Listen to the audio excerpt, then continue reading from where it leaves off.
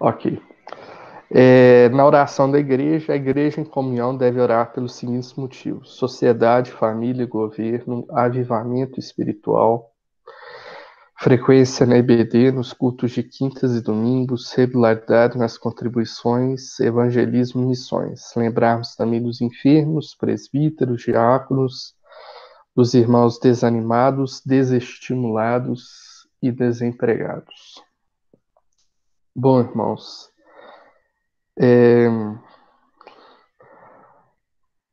Celino, eu posso pedir por gentileza para você orar pelas missões? Essa semana nós vamos orar lá para o Japão, para a obreira Elisa, que está lá nessa cidade, que eu não vou arriscar dizer o nome,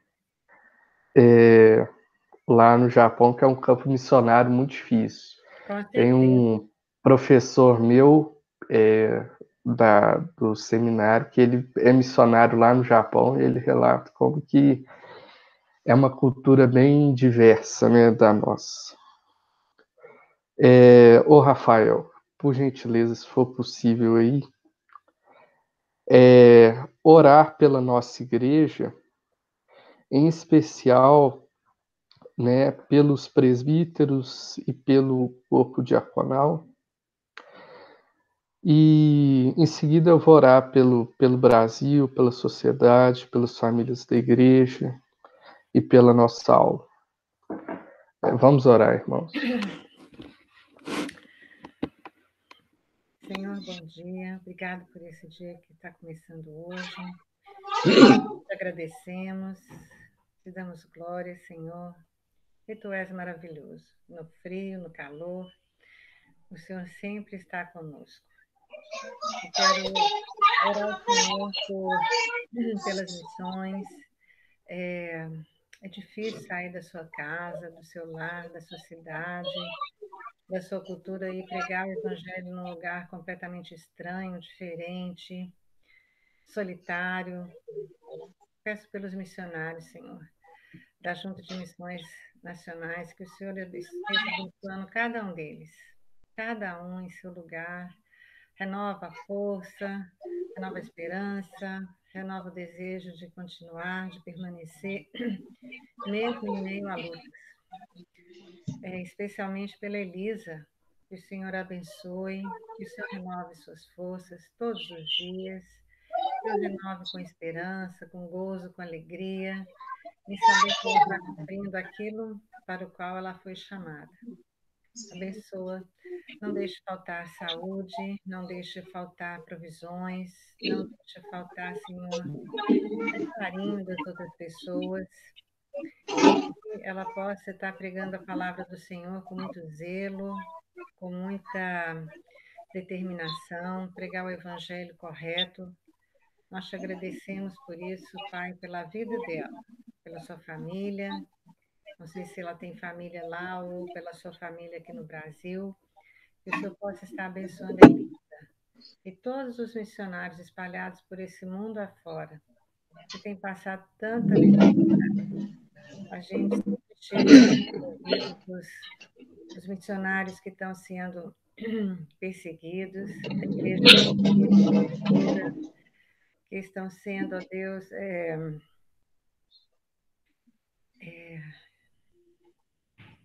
maltratados, que estão sendo perseguidos, que estão sendo torturados e presos.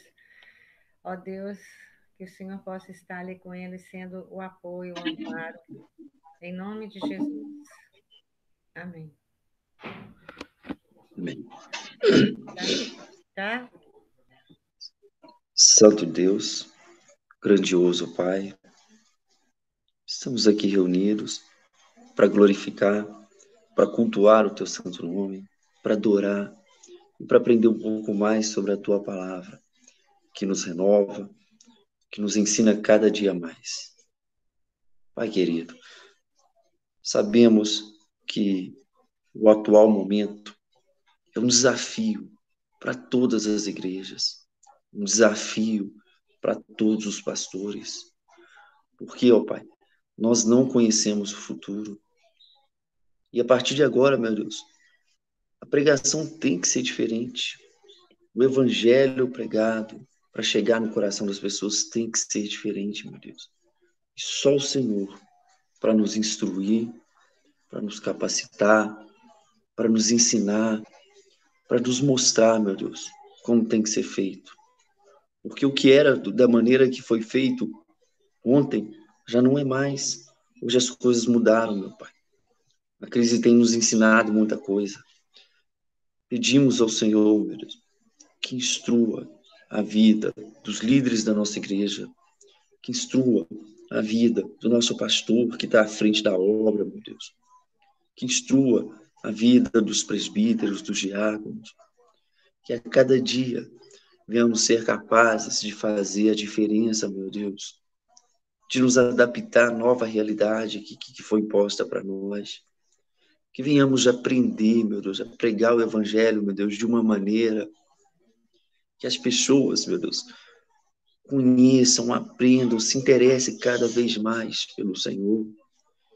E que esse aprendizado, meu Deus, venha a ser a diferença, meu Deus, a diferença do nosso ensino. Pedimos ao Senhor, meu Deus, para agir no coração de cada um, para instruir, para capacitar, para preparar.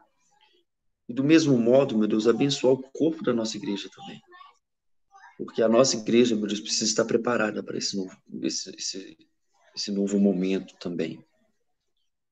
Pedimos ao Senhor, meu Deus, para abençoar todas as pessoas que necessitam ouvir o Teu Evangelho, que venhamos aprender cada vez mais com isso, meu Deus.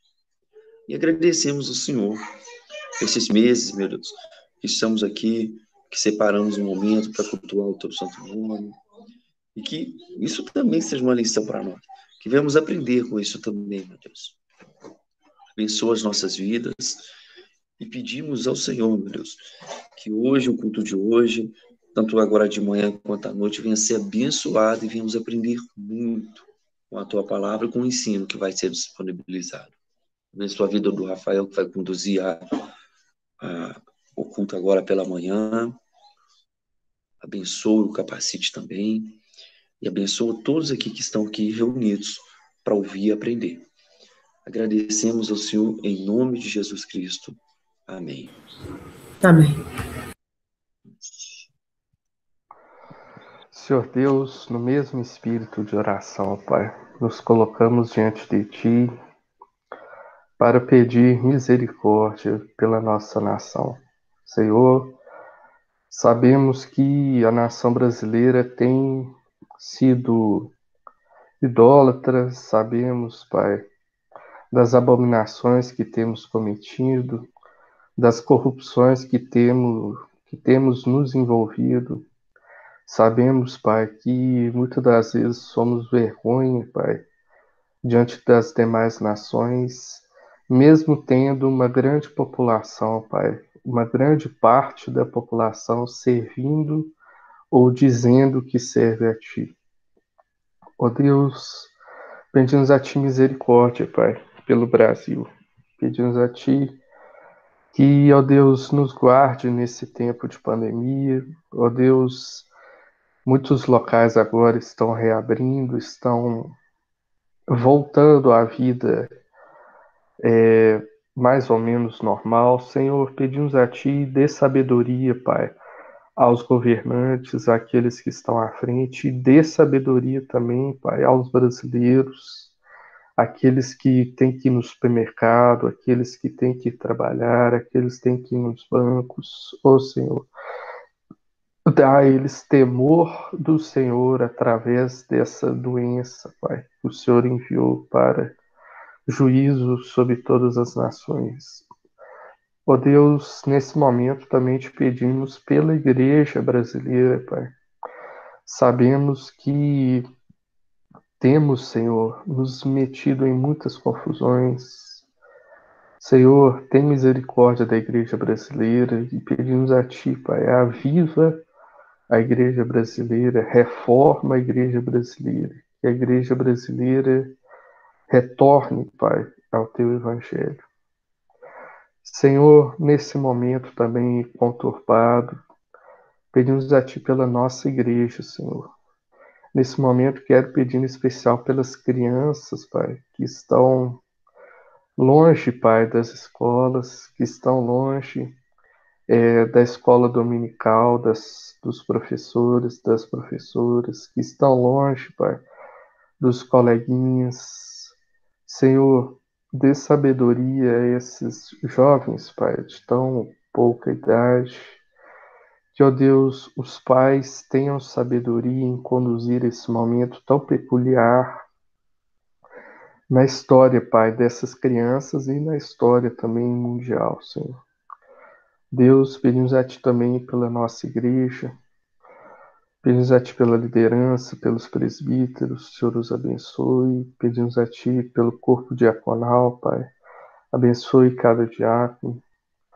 Senhor, pedimos a Ti, aviva a Tua igreja, Pai, aviva a Tua igreja. Ó Deus, pedimos a Ti por essa aula, Pai, que seja um momento saudável, Pai, para aprendermos da Tua Escritura. Senhor, esteja conosco, em nome de Jesus. Amém. Amém. Amém. Bom, irmãos, hoje nós vamos então iniciar o livro de Jeremias. Deixa eu colocar o slide.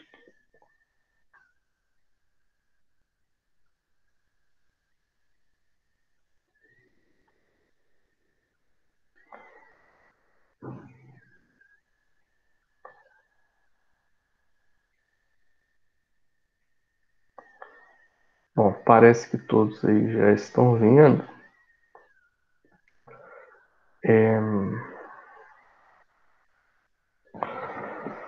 Bom, na última aula, então, após 5 aulas, 6 aulas, na verdade, nós terminamos o livro de Isaías, né?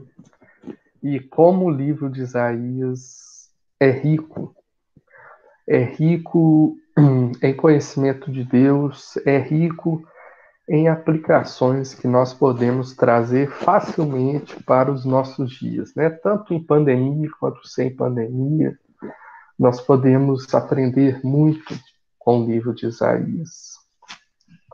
Nós vimos as várias profecias para a nação de Israel que existem no livro de Isaías, e nós vimos Deus trabalhando com a história.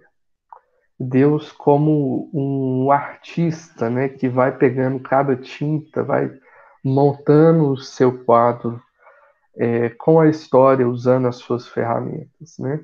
E Deus tem em mente um fim, Deus tem em mente um propósito, que é o bem, que é a glória dele. E ele usa todas essas ferramentas, todas essas nações, todos esses impérios, todos esses povos com o objetivo de cumprir esse seu propósito. E isso é para o nosso bem. Por isso, nós vemos no livro de Isaías que nós temos que descansar na providência de Deus. As suas profecias, as profecias de Isaías, acerca do alcance do Evangelho, nos abençoam hoje, em 2020. Isaías predisse, Isaías deu a previsão da parte de Deus que o Evangelho, que a mensagem do Senhor iria para todas as nações. Pessoas de todos os povos se converteriam ao Senhor. E hoje nós somos beneficiários disso, graças a Deus. E nós vimos também em Isaías as profecias acerca do Messias, acerca do cumprimento que, irmãos, é muito claro, muito transparente no Novo Testamento. Quem é o Messias de Isaías? Quem é o Messias do Antigo Testamento? É Jesus Cristo. Todas as profecias messiânicas do Antigo Testamento se cumpriram plenamente, perfeitamente em Jesus Cristo. Graças a Deus, nós temos essa certeza de que Jesus Cristo é o Messias. Irmãos, quanta riqueza, né, do livro de Isaías. Nós vimos algumas dessas passagens, né, muito ricas para nós. E hoje nós vamos começar o livro do profeta Jeremias. O slide diz assim: escrito pelo profeta Jeremias e ou seu discípulo Baruque. Então, nós temos essas duas possibilidades. Ou foi escrito por Jeremias, ou foi escrito por Baruque, ou Jeremias escreveu a maior parte e Baruque acrescentou algumas coisas. De qualquer forma, isso mostra que o livro foi composto bem ali na época do profeta Jeremias. E a data vai refletir, obviamente, esses, essa autoria, com datas entre 580 e 539 a.C., que é 580 é mais ou menos aproximadamente o início do ministério do profeta Jeremias e 539 é uma data limite. O propósito do livro: lembrar os exilados os motivos das suas provações e garantir-lhes que, ao se arrepender, o povo de Deus voltaria para a terra prometida com grandes bênçãos. Então, o livro vai se direcionar principalmente para os exilados. E o livro mostra o motivo disso, o porquê daqueles israelitas estarem longe da terra prometida. Por que aqueles israelitas estavam exilados? Estavam em Babilônia, estavam depois na Pérsia. Por que isso aconteceu? O profeta Jeremias mostra esse porquê. Os israelitas, nos tempos de Jeremias, não ouviram a voz do profeta, mas aqueles do exílio deveriam se arrepender e retornar para Israel. Aqueles do exílio deveriam fazer diferente dos seus pais, que não ouviram a voz do profeta. Aqueles do exílio deveriam atender à voz de Jeremias, de Isaías, de outros profetas que profetizaram nos tempos desse final aí do reino de Judá. O remanescente fiel, aquele pequeno grupo remanescente, aquele pequeno grupo, aquele toco, né, como diz Isaías, ele voltaria, porque Deus estava comprometido com a sua promessa. Deus faria cumprir os seus planos sobre Israel. Bom, antes de entrar no livro propriamente dito, é muito importante, na verdade é fundamental, que a gente entenda quando o profeta viveu, quem é o profeta e para quem proferiu essa mensagem, né? Na verdade, essas coisas, elas são fundamentais para a nossa interpretação, porque a gente viu que a profecia tem um caráter atual para o povo da época. Então, para as pessoas que viveram na época do profeta Jeremias, essas palavras tiveram aplicação, tiveram exortações para esses israelitas que viveram nos tempos de Jeremias. Ou seja, as palavras dos profetas, na verdade, qualquer texto, tanto da Escritura quanto fora da Escritura, eles são ditos, as palavras são ditas para um povo específico ou para uma pessoa específica. São ditas em um lugar específico, são ditas num tempo específico e etc. Então, as palavras têm esse contexto histórico que nós não podemos desprezar para poder entender essas palavras. E o caso do profeta Jeremias não é diferente. nós vamos ver então qual é o seu contexto e tempo. Bom, voltamos aí ao nosso slide que nós ficamos tantas aulas, né, lá no livro de Reis, que mostra a cronologia dos reis de Israel. Bom, primeiro nós vamos fazer um contexto de Isaías. Aí esses retângulos aí representam, né, mais ou menos aí nessa cronologia quando que os profetas viveram. Nós vimos Isaías.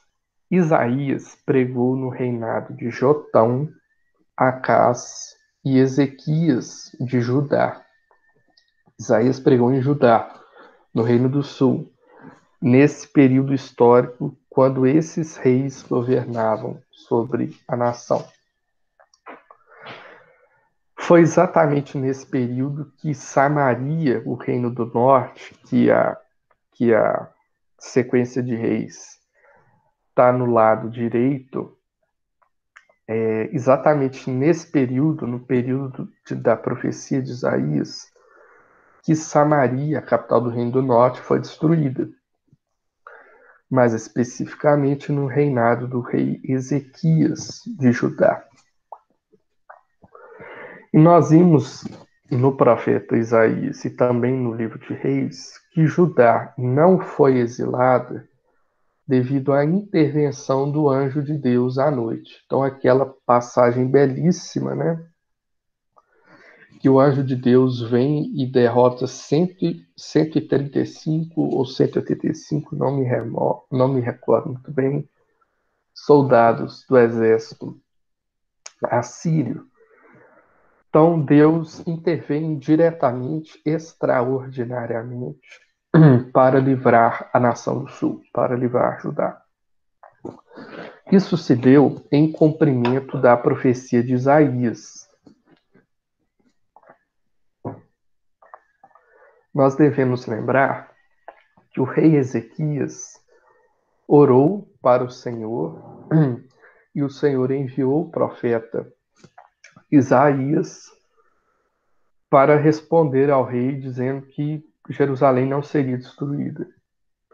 Então Isaías previu esse evento histórico aí do Reino do Sul, como tinha previsto a queda de Samaria também. Ezequias, indo mais além da história, Ezequias tinha ficado enfermo e nós vimos que ele orou ao Senhor. Aliás, antes, o profeta Isaías foi até o rei Ezequias e informou: ó, você está doente, você vai morrer por essa doença, e foi embora. O rei Ezequias se ajoelha diante de Deus, se humilha diante de Deus e pede a Deus que não morra dessa doença, que lhe conceda alguns anos de vida. Então Isaías volta e responde que o profeta, que Ezequias teria mais 15 anos de vida, né? Muito famosa essa passagem também. Porém, nesses 15 anos que Deus deu a mais a Ezequias, ele se meteu em muitas confusões, né? A principal, que é relatada lá no livro de Reis, foi quando Ezequias abriu as suas portas para os convidados babilônicos, para os enviados babilônicos. Então, Israel tinha sido livrada por Deus daquele cerco, né, de Senaqueribe, quando o anjo do Senhor matou todos aqueles soldados.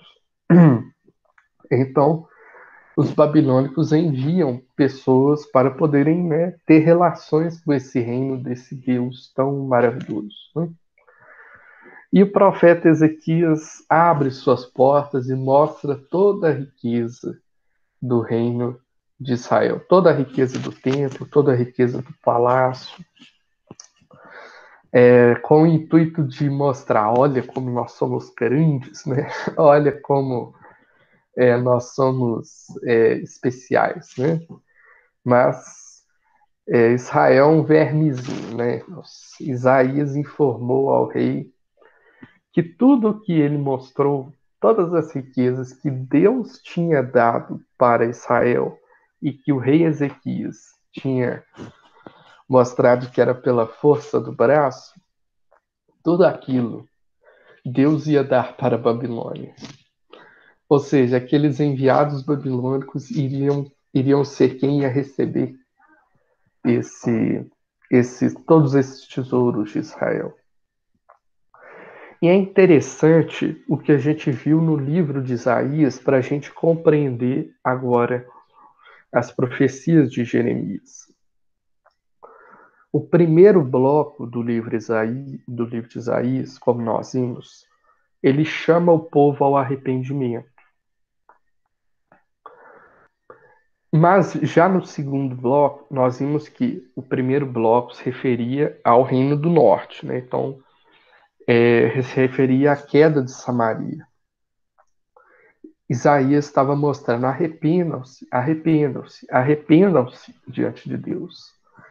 Já o segundo bloco, que é o bloco lá direcionado mais a Jerusalém, Isaías deixa de dizer arrependam-se para mostrar a graça que iria vir futuramente. Então nós vimos lá o remanescente, nós vimos a bênção de Deus sobre todas as nações, o Evangelho, nós vimos as profecias de Jesus Cristo, nós vimos a reconstrução de Jerusalém. E o que isso está mostrando? Antes Isaías dizia, arrependam-se. Agora ele está mostrando, vai vir muita graça por aí. Isso demonstra que conforme o tempo foi passando, conforme essa história se passou, ficou mais claro que não era mais possível um arrependimento do povo.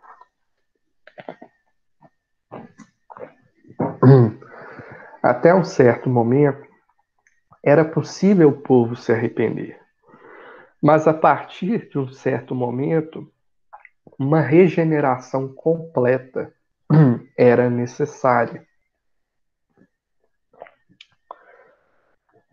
Após a morte de Isaías, no reinado de Manassés, como nós vimos lá em Crônicas e também em Reis, o povo se afastou cada vez mais da palavra do Senhor. O povo se esqueceu cada vez mais. O povo foi ficando cada vez mais longe da aliança com o Senhor. O povo esqueceu de Deus, o povo esqueceu dos preceitos de Deus para a aliança. Ao que parece, o grande responsável por isso foi o próprio Manassés, como nós vimos lá no livro de Reis. Manassés, nós vimos que foi um rei terrível.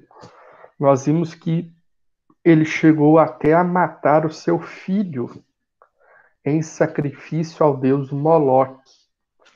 Ou seja, ele entregou seu filho para ser queimado ao rei Moloque. Olha que coisa mais horrível, né? Olha que maldade mais...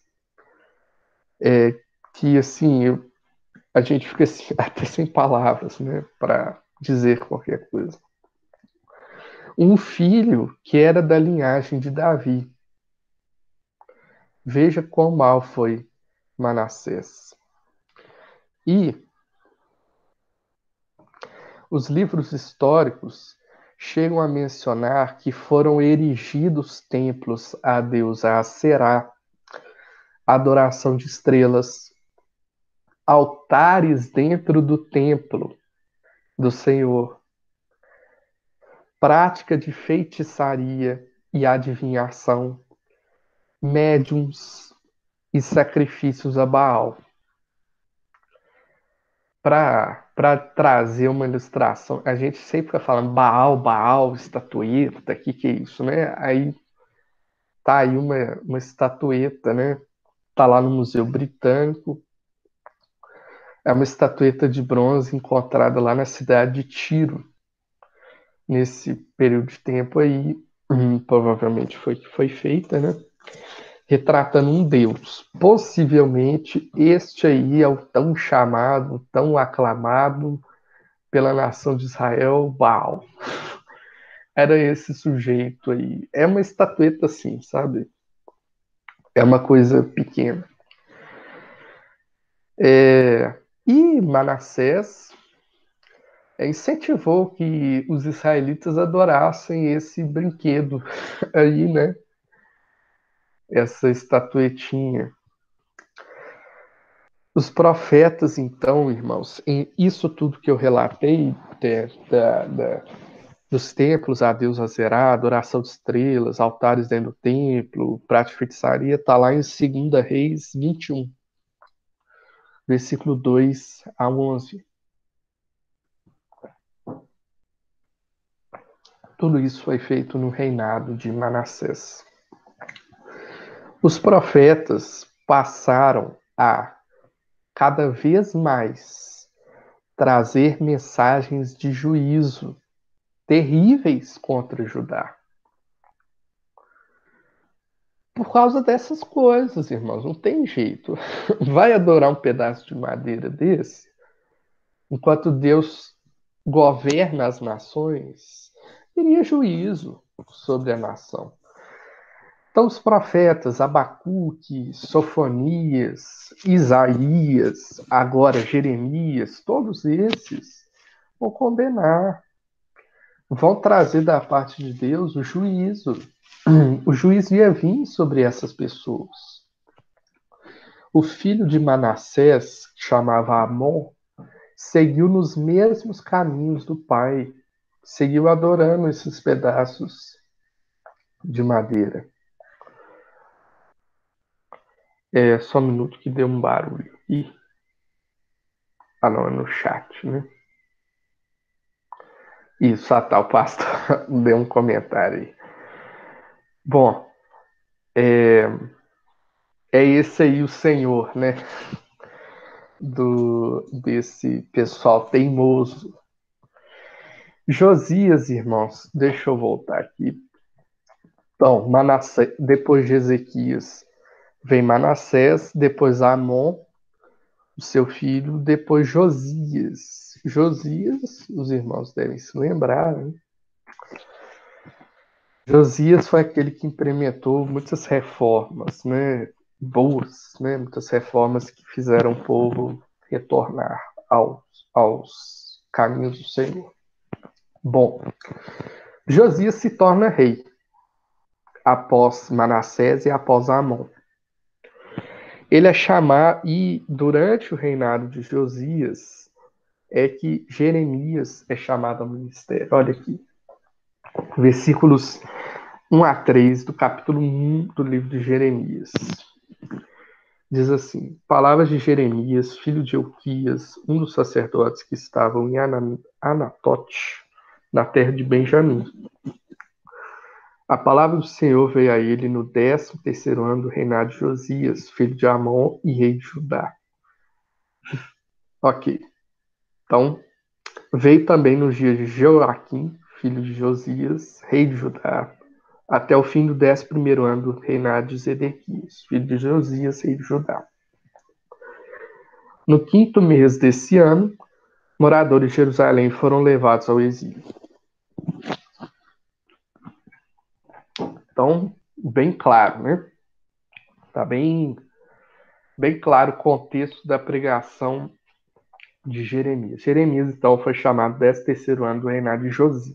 Então, após Manassés, após Amon, veio Josias. E durante o reinado de Josias, no 13º ano, Jeremias é chamado. E veja que período difícil, né, irmãos? Um período que a idolatria e que essas abominações, né? Tá aí a abominação, estavam fervilhando em Israel. É nesse período muito conturbado que Jeremias é convocado pelo Senhor a servir a nação de Judá. Agora era tempo de regeneração. Agora é esse tempo. E esse é o contexto da sua carreira como servo do Senhor. Novamente, dois momentos: arrependimento e agora a regeneração. O tempo, vamos dizer assim, da paciência do Senhor havia se encerrado. Agora era necessário a regeneração do povo. Agora é necessário que tudo aquilo fosse desfeito para que viesse um remanescente, um toco, né? A árvore foi cortada e sobra o toco. Então, desse toco vai brotar um novo povo, a nação fiel ao Senhor. Indo agora mais especificamente para o livro, nós vamos ver o chamado de Jeremias. Deus, primeiramente, chama Jeremias garantindo a sua vocação. Olha que interessante. Como que o profeta Jeremias é chamado? Olha aqui, versículo 4 e 5, capítulo 1. A palavra do Senhor veio a mim dizendo: Antes de formá-lo do ventre materno, eu já o conhecia. E antes de você nascer, eu o consagrei e constituí profeta às nações. Muito, muito interessante, né? O profeta Jeremias já tinha sido chamado desde o ventre materno. E isso, irmãos, mostra, obviamente, o governo de Deus ao longo da história. Nós não devemos ficar surpresos com isso, né? Mas, na verdade, todas as coisas são feitas dentro da soberania do Senhor. Embora nós sabemos que nós tomamos decisões ao longo de nossas vidas. Jeremias responde ao Senhor: Então eu disse: Ah, Senhor Deus, eis que não sei falar, porque não passo de uma criança. Jeremias responde ao Senhor que ele era uma criança, não podia ser chamado. Então, criança não. Criança provavelmente não era criança, né, irmãos? Mas no sentido de muito jovem, né? Então Jeremias está argumentando de que ele, os jovens não podem ser chamados, né? Alguma coisa do tipo, né? Eu sou muito inexperiente. E Deus responde a Jeremias: Ô Jeremias, é Deus quem garante a aliança. Deus quem garante a história. Deus chamou Jeremias desde o ventre materno. E ele vai cumprir seus propósitos. E isso, irmãos, é muito abalador, é muito assim chocante para nós, porque a mensagem de Jeremias ela teria resultados terríveis, resultados assim fortes para Judá. Então nós vamos ler aliás, deixa eu passar esse slide aqui, né? Vai, tá tudo errado aí, mas deu certo. Então, irmãos, o que Jeremias previu para Judá? Judá seria arrancado de sua terra. Judá seria despedaçado. Judá seria destruída. Judá seria derrotada. Essa era a maldição da aliança que se cumpriria em seu determinado tempo. Era a justiça de Deus vindo contra o pecado. Jeremias não deveria ter medo de anunciar essa palavra. Olha o versículo 8. Não tenha medo de ninguém, porque eu estou com você para livrá-lo, diz o Senhor. Ele não deveria ter medo. E imagine para uma criança, né, para um jovem, anunciar uma palavra dessa, né, de destruição. Jeremias, então, deve seguir as instruções de Deus. Olha o versículo 17. Você, Jeremias, prepare-se. Deixa Desculpa. Você, Jeremias, prepare-se e vá dizer-lhes tudo o que eu ordenar a você. Não se assuste por causa deles, para que eu não tenha de fazer com que você fique assustado na presença deles. Olha que coisa, né? Olha o chamado de Jeremias. Então, Jeremias deveria, as versões antigas talvez deva estar aí, cingir os lombos, né? Cingir os lombos é se preparar. Jeremias deveria cingir os lombos e anunciar a palavra de Deus. E olha o que o texto diz, né? O texto diz que Jeremias não deveria ter medo dos outros para anunciar a sua palavra. Porque se ele tivesse medo, Deus daria motivos para Jeremias ter medo. Né? Então ele não deveria ter medo sem motivos para que Deus não desse motivos para ele ter medo. Veja, o governo de Deus, né, na história, aqui no caso, na história do profeta Jeremias. São 3 imperativos. Prepare-se, ou cinja os lombos, né? Vá dizer-lhes, ou vá anunciar, né? Não sei como está na versão antiga. E não se assuste. São esses 3 imperativos. Veja que 3 imperativos difíceis, né? Deus está dizendo, vai vir provação. Não se assuste, vá dizer-lhes. Prepare-se. Vai vir provação na vida de Jeremias. Porém, irmãos, o chamado de Jeremias contém mais. Olha aqui o versículo 10. Veja, hoje eu constituo sobre as nações e sobre os reinos para arrancar e derrubar, para destruir e para arruinar, e também para edificar e plantar. O ministério de Jeremias não seria apenas um ministério de julgamento, mas teria algo positivo para o povo de Israel. Porém, é interessante que esses 2 termos, né, eles implicam um rompimento, vamos dizer assim, com o passado. Né? Então, construir, né? Construir, assim, né? Se tiver uma construção, a construção, para você construir alguma coisa, você tem que demolir, né? Tem que destruir aquela construção antiga, né? Tem que destruir, tirar o entulho, aplanar e fazer tudo de novo, não é isso? Plantar. O que é isso? É engraçado porque quando, por exemplo, a gente vai plantar grama, não sei se os irmãos já plantaram grama. Lá na congregação em que meu pai é pastor, lá em Água Limpa, nós plantamos a grama de lá. E é engraçado porque para você plantar uma grama, você não pode jogar a grama, né? Jogar a grama e ela nasce, não. Você tem que ir capinar o mato, deixar tudo limpo. Você tem que ir com a enxada e cavucar bem o solo, deixar a terra bem fofa, colocar a grama, aplanar, né, o que você cavucou, colocar a grama e aí fica tudo bonitinho, ainda jogar um substrato por cima, né?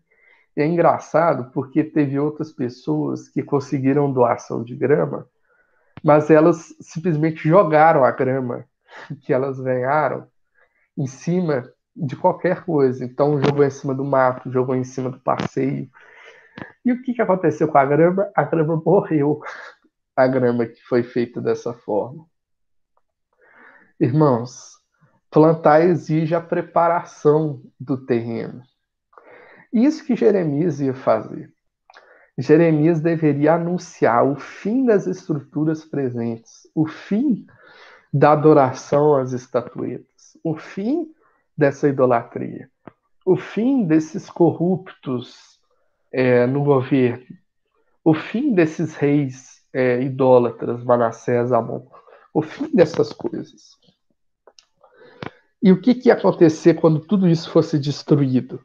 O início de novas estruturas, o início de um renovo em Israel.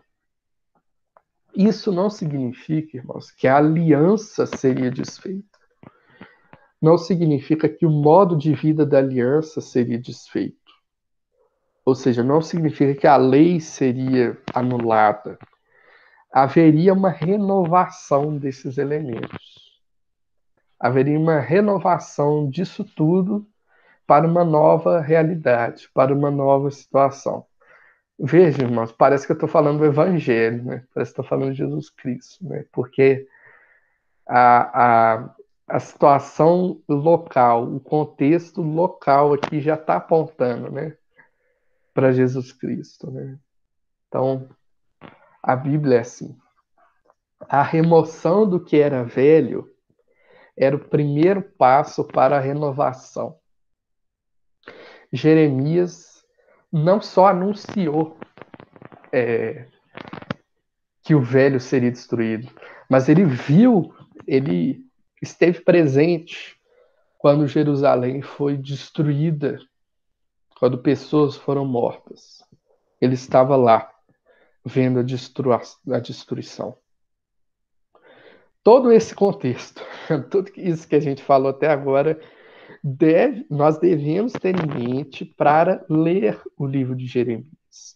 Porque isso mostra que o livro vai se referir, ou vai ter três momentos. Um primeiro momento, até o capítulo 10. Ou seja, os irmãos estão vendo a estrutura do livro. Então, preâmbulo, chamado, pleito contra Judá, pecado e julgamento de Judá, o templo. Então, até esse bloco, o templo, que aparece no slide aí, vemos um Jeremias que chama o povo ao arrependimento. Jeremias está dizendo ao povo: arrependa-se, arrependam-se, arrependam-se. O arrependimento evitaria o julgamento que deveria vir sobre o povo. Olha aqui o capítulo 7, verso 15. Diz assim: vou expulsar. Não. 7,15.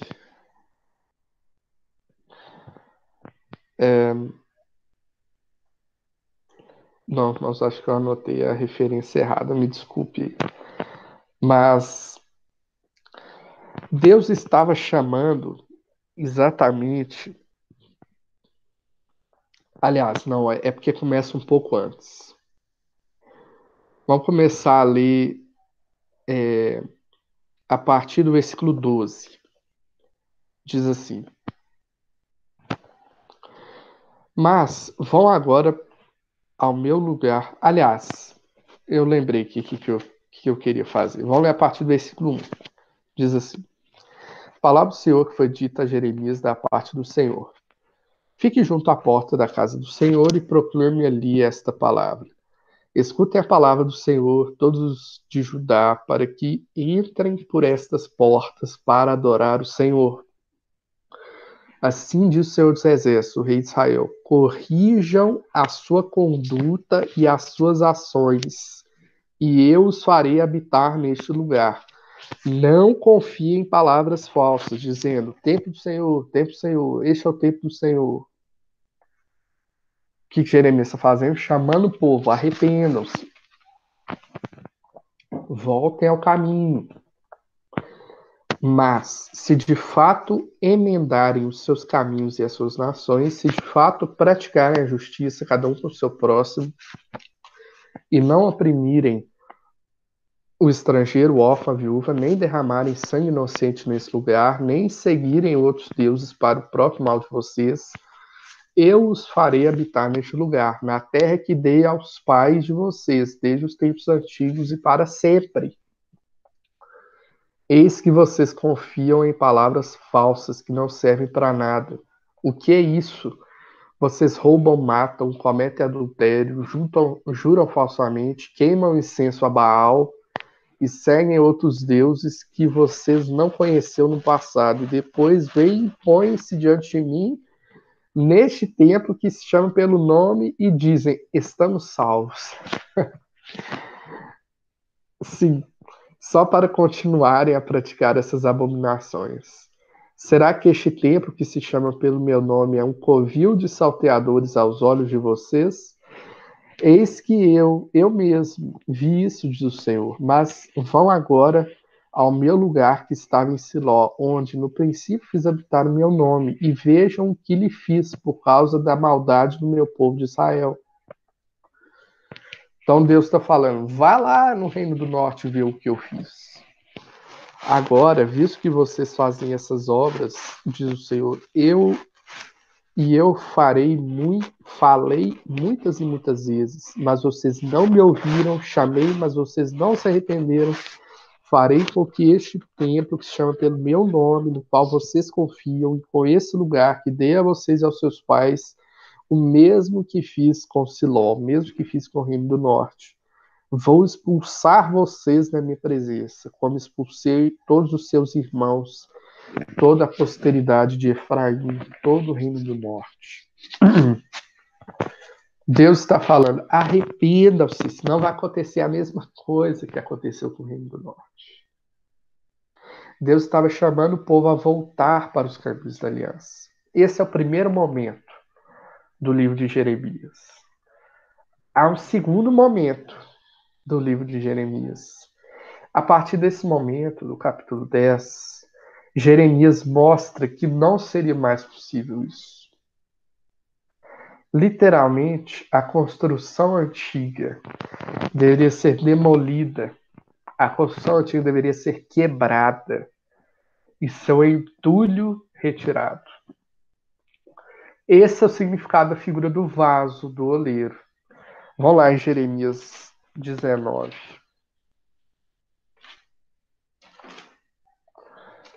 Diz assim, 19:1, só para entender o contexto.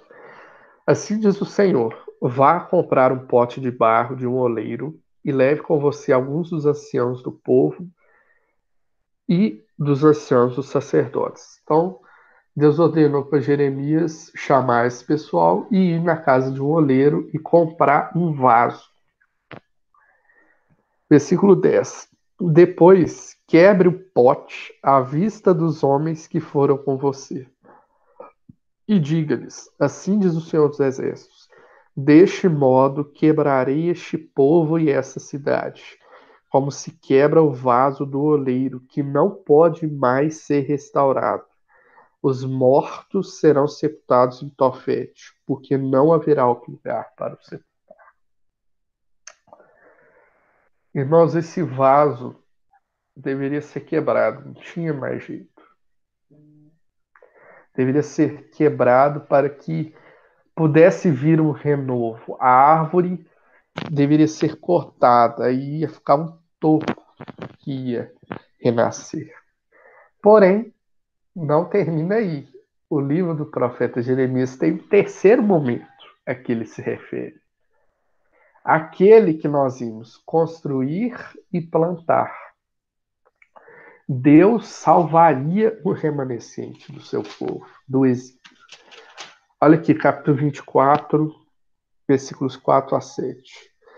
Então a palavra do Senhor veio a mim dizendo, assim diz o Senhor, o Deus de Israel, os exilados de Judá, que eu enviei deste lugar para a terra dos caldeus, são como esses figos bons. Eu os considero bons.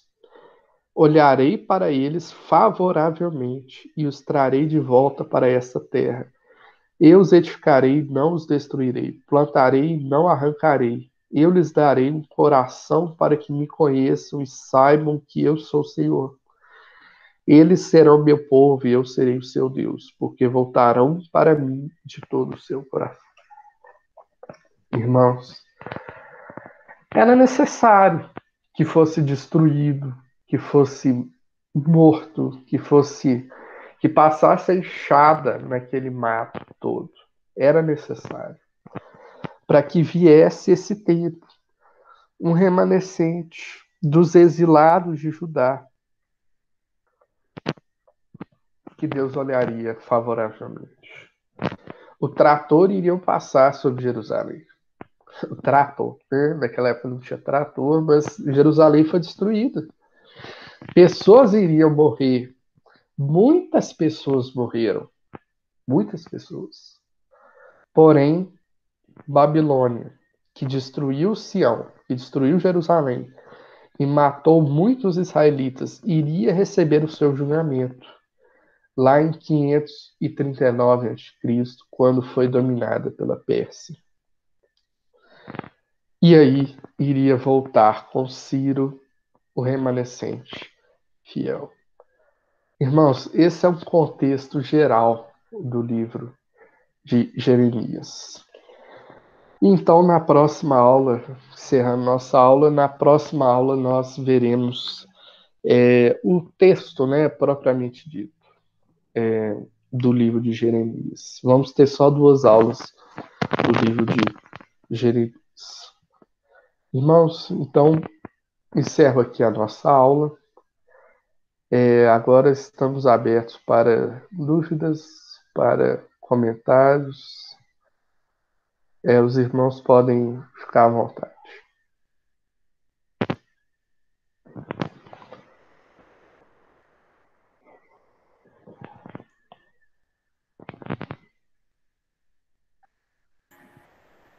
Bom dia, irmãos. Eu vou trazer aqui a minha contribuição, não poderia deixar de trazer. Primeiro, agradecer a Rafael pela excelente aula, disposição, né, e vamos trazer o contexto, né, a história do profeta Jeremias. Jeremias é interessante que há uma similaridade com Isaías a respeito do seu chamado, né? Deus faz com Jeremias o que fez com Isaías, só que em Isaías Deus usou um anjo, pegou a tenaz e tocou a boca de Isaías. Aqui em Jeremias não, o próprio Deus estende a mão e toca na boca de Jeremias. É interessante isso, né? Tanto Isaías como Jeremias, né, tiveram o toque de Deus em suas bocas, né? Isso é muito indicativo, né, do que é o ofício do profeta, né? Isso aqui é muito claro, isso aqui. Essa exposição de Deus nesse contexto aqui mostra isso, que a boca do profeta está a serviço da voz de Deus, não da voz do profeta. Isso aqui é bem interessante. Então, Jeremias já bota isso aqui logo no começo do livro. O que vai sair da minha boca não vem de mim, vem do Senhor. É interessante isso aqui, né? Que isso fica aqui bem exposto. Depois nós temos aqui a fragilidade do profeta, né? Como eu falei, né? O profeta Jeremias ele transparece mais a sua humanidade, né? do que Isaías. Aí a gente não vê Isaías com medo, a gente não vê Isaías se sentindo como uma criança, né? É interessante isso aqui, como Jeremias ele se coloca aqui na sua fragilidade, né? E é interessante que a missão que ele recebe de Deus é uma missão assim muito dolorosa, né? Muito dolorosa, né? Deus fala aqui para ele aqui, né? Coisas aqui que ele fica assim apavorado, não é? Ele fala aqui que vai usar o profeta em 3 aspectos, né? Em 3 situações. Justamente são as 3 divisões do livro, como o nosso professor Rafael nos colocou. Ele vai primeiro pregar contra o pecado, aí fala de arruinar e derrubar. Isso aqui é a ideia do texto. O que vai sair da minha boca vai trazer ruína e vai destruir o pecado no coração do povo, né? Então aqui pregar contra o pecado, arruinar e destruir. Depois ele vai fazer arrancar e derrubar. É o primeiro ponto. Então ele vai arrancar o pecado do coração do povo. Depois ele vai destruir e arruinar. Aí vem a mensagem de juízo, não é? Deus vai trazer juízo sobre a nação, porque a nação não ouviu, não se prostrou, não se arrependeu com o primeiro discurso do profeta, né? Ele fala que em destruir e arruinar. E por fim, ele prega a esperança, né, e a redenção, não é, e a edificação da nação. Aqui foi isso que, como Rafael concluiu no verso 24, versos 5 e 7. Né? Então, logo aqui no começo do livro, a gente vê aqui já o ministério de Jeremias, mas isso fica mais evidente, né, no verso 18, capítulo 1, não é? Ele vai pregar contra todo o país, olha só a missão dele. Ele vai pregar contra os reis de Judá, ele vai pregar contra a autoridade das pessoas que exercem autoridade aqui na nação de Israel, né? E vai pregar contra os sacerdotes do povo. Então, veja só, ele está completamente sozinho nessa missão, que não é uma missão fácil, né? É interessante que a palavra contra aqui no verso 18, né? Não é contra como a gente entende, né? Dando a ideia de que são inimigos. A ideia não é essa. Né? A palavra contra aqui no original, não é, ela significa isso, né? É uma vara que tem uma ponta de ferro afiada na frente para aprumar o boi no caminho certo. Então, veja só, era isso aqui a intenção de Deus. Era fustigar a nação com essa vara. A vara seria justamente aqui a pregação do profeta, né? Para trazer a nação para o prumo, né? Irmãos, isso é muito claro na pessoa de Cristo, né? No Evangelho, né? E também é claro, né, na nossa vocação e no nosso chamado, né? Quando nós somos vocacionados, chamados para pregar o Evangelho, né, a toda criatura, né? Por meio da nossa vida e por meio do nosso testemunho. Isso mostra também que a vida cristã não é uma vida fácil, né? A gente precisa entender isso. Ser cristão não significa moleza, não significa zona de conforto, não. Porque a gente está testemunhando contra toda a cultura do nosso país, contra o povo que não é crente, contra as autoridades que se levantam contra a igreja, né, se levantam contra o Senhor Jesus. Essa semana a gente teve um fato muito interessante, né, foi até foi até foi até motivo de live na mídia, né, com o pastor Nicodemos e com o pastor Leandro Lima, falando sobre o aborto. Né? Foi bem interessante isso aqui, essa questão aí, né? E também nós pregamos contra os sacerdotes, né? Isso aqui tem a ver com o status quo da religião do nosso contexto aqui. E não é fácil isso, né? Por isso nós somos perseguidos por todos os lados, né? Mas tenhamos esperança. Como Deus disse aqui para Isaías, né? Eu vou te fazer, né, como uma cidade fortificada, como uma coluna de ferro e como uma muralha de bronze. Olha só, ele recebe isso primeiro, né, essa garantia de Deus, para depois ir contra, né, toda a sua realidade. Mesma coisa com a gente, né?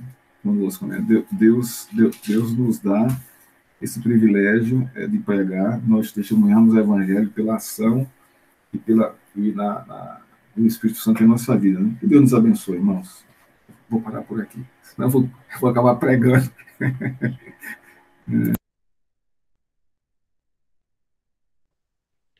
Bom dia, gente. Até daqui a algumas horas, né? Deus abençoe a todos. Bom, irmãos, então vou já encerrar a gravação aqui. Deus abençoe a todos.